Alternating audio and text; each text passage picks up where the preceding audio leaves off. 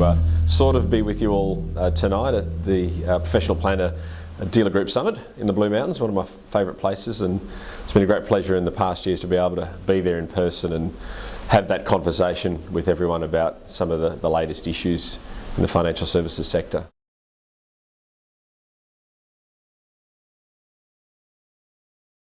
Well, I think the reforms will benefit a whole range of people. Certainly for planners specifically, it's a change of culture, it's a change in the industry. It's very much a new direction.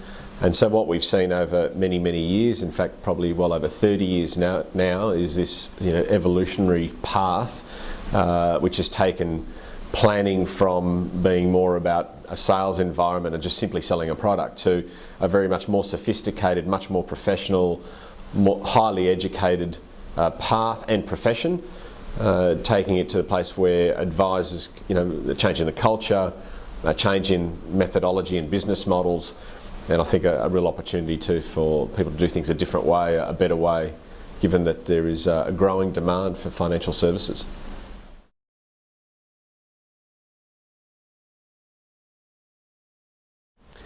Look, I'd like to think it is. I'd like to think that FOFA becomes the building block of professionalism for the finance industry, the finance sector.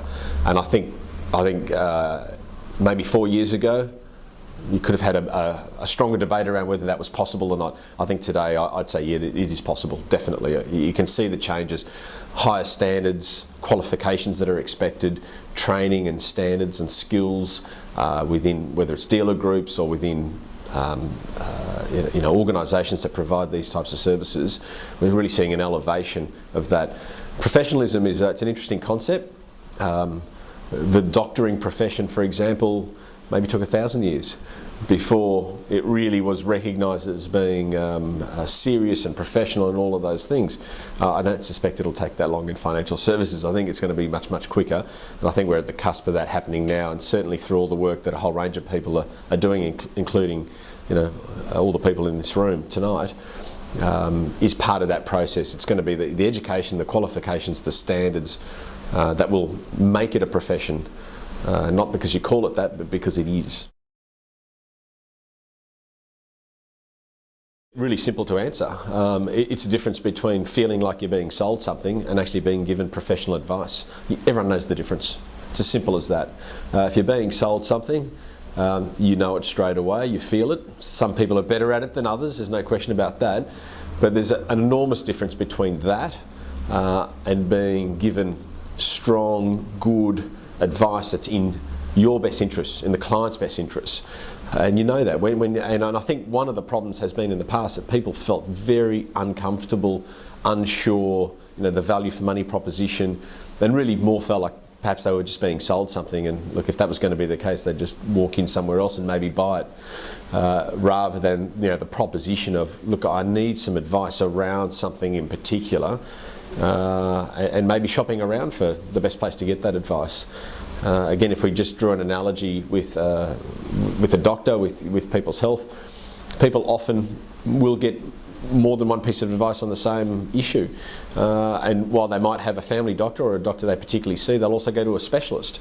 So you go to your doctor, the expectation of professionalism there is that your doctor will be really honest with you and say, look, I can't give you that advice because I'm not the best person, but I can refer you to someone who is a specialist. And I think that will be the mark, that'll be the standard in the advice sector, when people have that confidence, they're walking in to get some advice, they'll be more than prepared to pay for it because they're confident that they can trust that advice. And I think that's the key, that's what underpins all of this.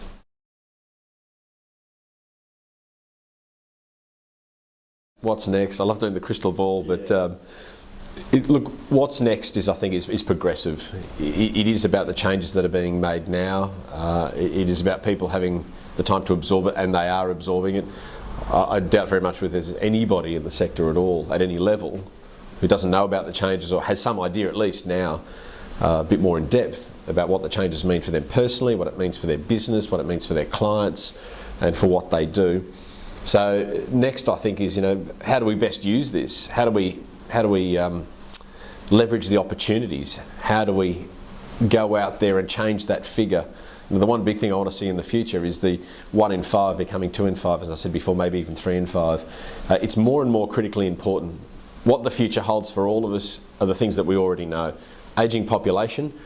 By 2050 there'll be twice as many 65-year-olds, but there'll be 4 times as many 85-year-olds. And superannuation, retirement incomes and advice around your investments, critically more and more important as time goes on.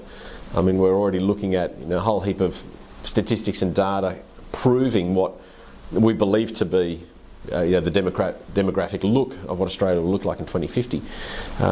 So critically important there. The future is, well, how do we best use that? Now that we know, or best possibly know, no one can guarantee these things, but we're certainly on track for those outcomes. How do we best use that? How do we provide the services people want and the services people need, particularly around their retirement savings? Superannuation has proven to be in Australia, because of superannuation guarantee, to be a critical part of our economy.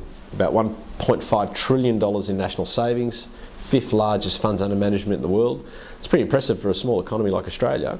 We're now the, I think, 13th largest economy in the world.